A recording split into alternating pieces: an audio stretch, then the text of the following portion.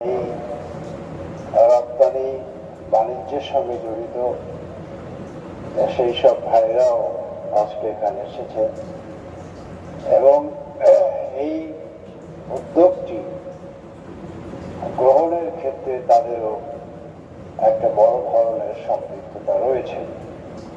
এজন্য তাদেরকে আমি ধন্যবাদ জানাই, অভিনন্দন জানাই। আজকে সত্যিকার অর্থেই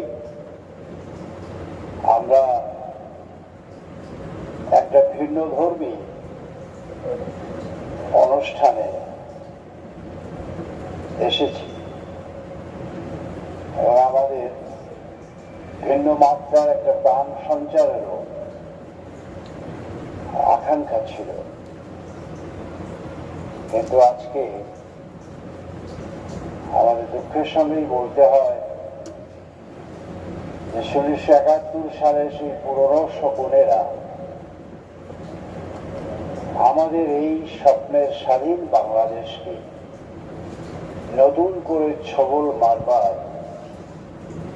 এক নিকৃষ্টতম ষড়যন্ত্রে লিপ্ত হচ্ছে। 1975 সালের 15ই আগস্ট আমাদের কালজয়ী পিতা বাঙালি রাজ্যের মহারাজ বঙ্গবন্ধু শেখ মুজিবুর রহমানকে নিষ্ঠুর ভাবে, নির্মম ভাবে হত্যা করেছে এবং তার হত্যাকাণ্ডের ভেতর দিয়ে এই বাংলাদেশকে ঠিক সেই পাকিস্তানিদের বেদিমূলেই নতুন করে বন্দী করবার অপচেষ্টা হয়েছে। আজকের এই মঞ্চে যিনি আমাদের প্রধান অতিথি হিসেবে এসেছেন, আমাদের কাছে তার বড় পরিচয় প্রধান অতিথি নয়, আমাদের কাছে তার বড় পরিচয় তিনি বাংলাদেশের প্রধানমন্ত্রী নয়, আমাদের কাছে বড় পরিচয় আমাদের অস্তিত্বের শিকড়ে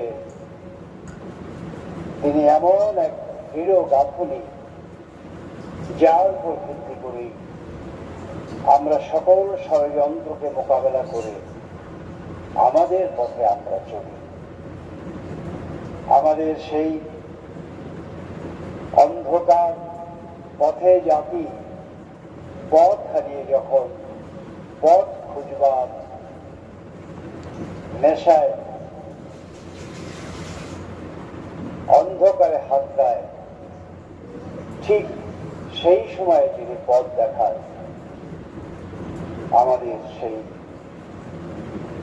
আস্থার ঠিকানা, স্বপ্নের ঠিকানা, বাস্তবতার ঠিকানা, আজকের এই স্মার্ট বাংলাদেশ গড়বার প্রত্যয়, এগিয়ে যাওয়ার যে সাহসী অনুপ্রেরণা, সেই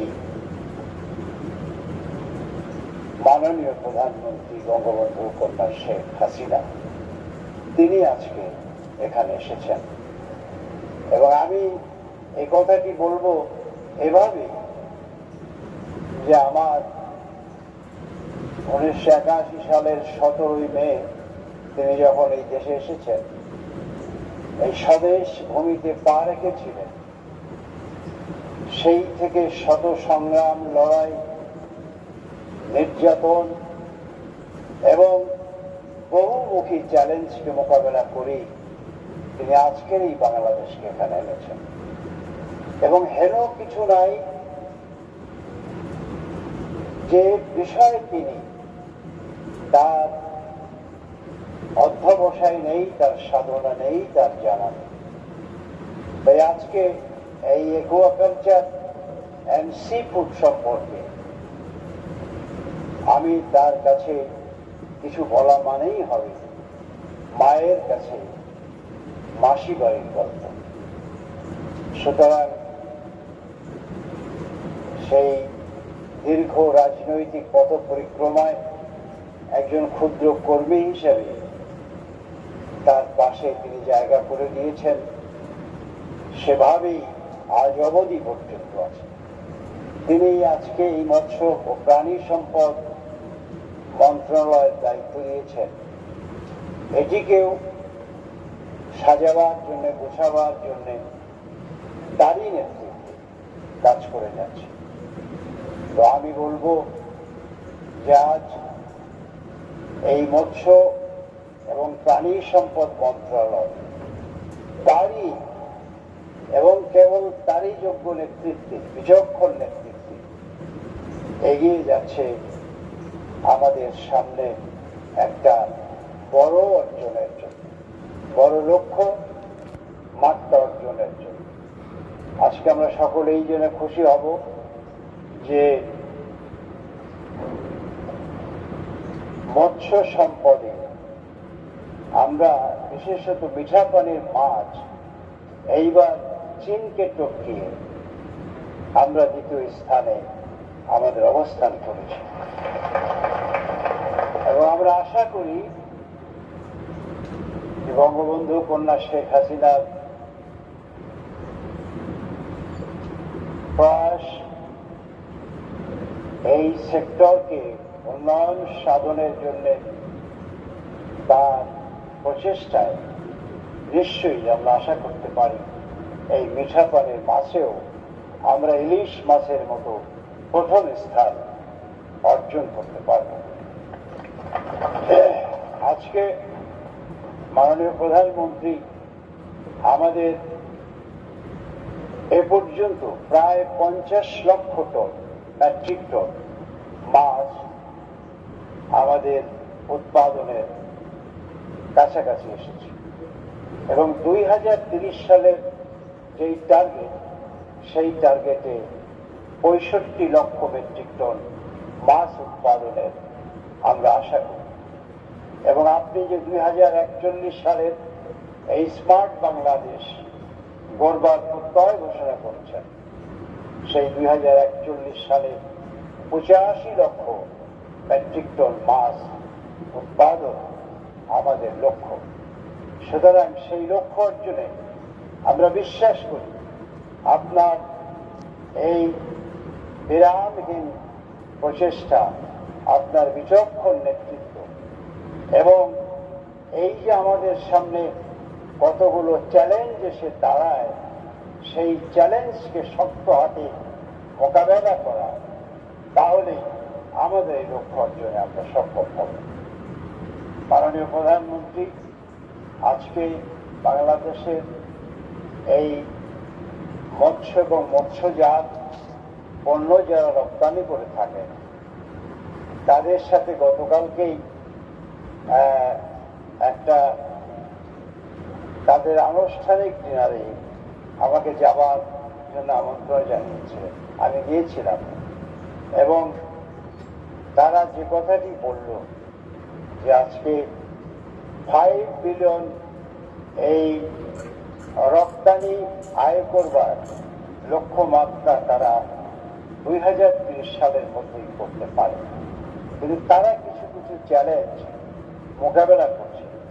যেই চ্যালেঞ্জগুলো হলো আজকে লবণাক্ত পানি, সেই পানির অভাব দিনে দিনে হচ্ছে এবং সেই লবণাক্ত পানি দিয়ে চিংড়ি চাষে এই প্রক্রিয়াকে বন্ধ করবার একটা দাবি সেই জমিতে যারা ফসল ফলায় তাদের ঘোরতর আপত্তি রয়েছে।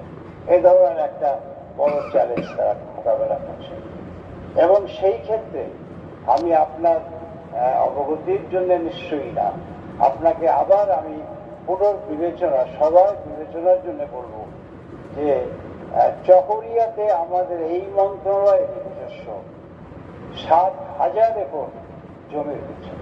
সেখানে যদি এই একুয়াকালচার অ্যান্ড সি ফুডের জন্য একটা স্পেশাল মৎস্য জোন, আপনি যেমন ইকোনমিক জোন করেছেন বাংলাদেশের বিভিন্ন জায়গায়, তেমনি এই মৎস্যজাত পণ্যের জন্য, উৎপাদনের জন্য, সুরক্ষার জন্য এবং এর গুণগত মান উন্নয়নের জন্য এবং সর্বশেষ তা রপ্তানি করবার জন্য যদি সেই বিশেষায়িত ওই অঞ্চলটিকে আপনি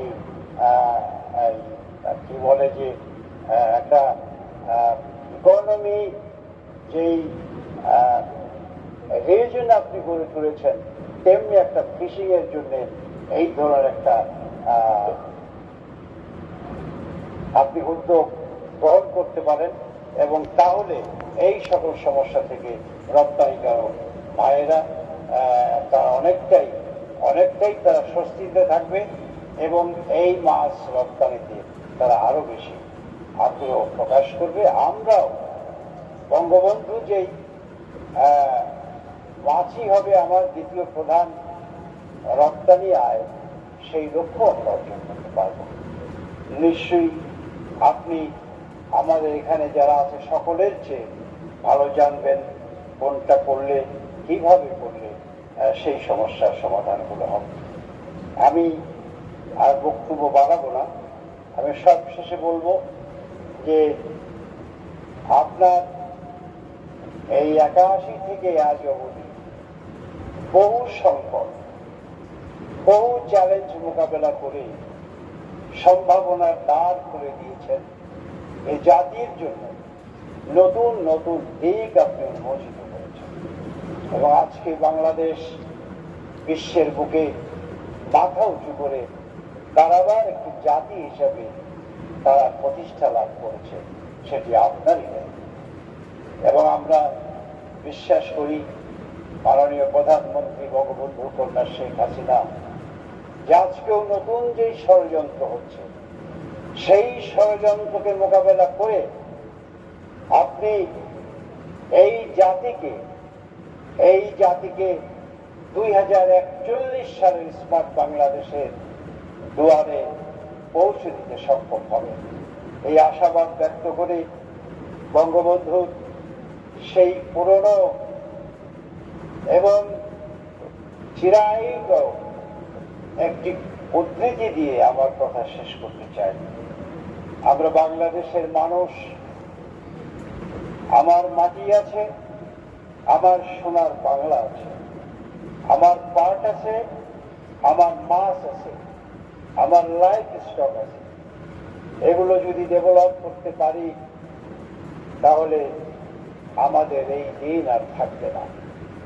মাননীয় প্রধানমন্ত্রী মাছই হবে দ্বিতীয় প্রধান বৈদেশিক মুদ্রা অর্জনের সম্পদ, আর সেই সম্পদকে নিশ্চয়ই আমরা কাজে লাগিয়ে এই পৃথিবীকে, বাংলাদেশকে উন্নত বাংলাদেশ, স্মার্ট বাংলাদেশ হিসেবে প্রতিষ্ঠিত করব, এই প্রত্যয় ব্যক্ত করে আজকের এই অনুষ্ঠান যারা আয়োজন করেছেন তাদেরকে আমি ধন্যবাদ জানিয়ে আমার বক্তব্য শেষ করছি। জয় বাংলা, জয় বঙ্গবন্ধু, জয় হোক বাংলাদেশের গান্ধী।